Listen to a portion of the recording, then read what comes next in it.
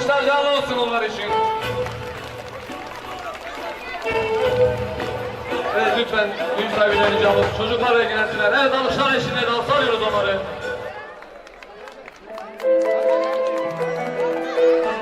Lütfen çiftimizin etrafını açalım. Lütfen kamera çekimi için düğün sahibine ricamız lütfen çocuklar alsınlar ortada.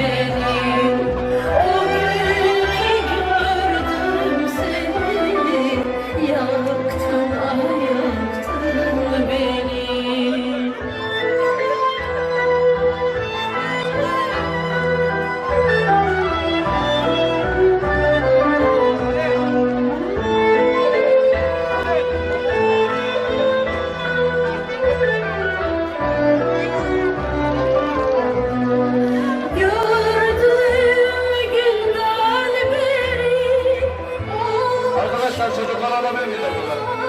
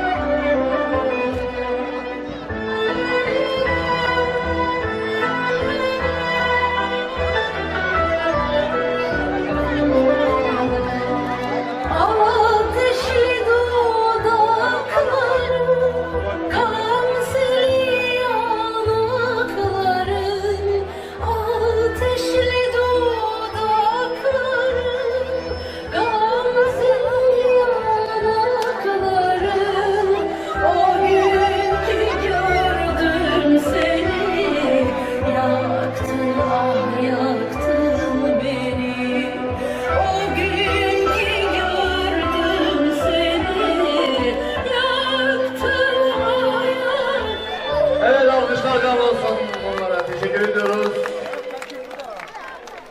Evet onları havaya alıyoruz. Evet, telefonun sahibiyle edebilir. Hadi Bekir.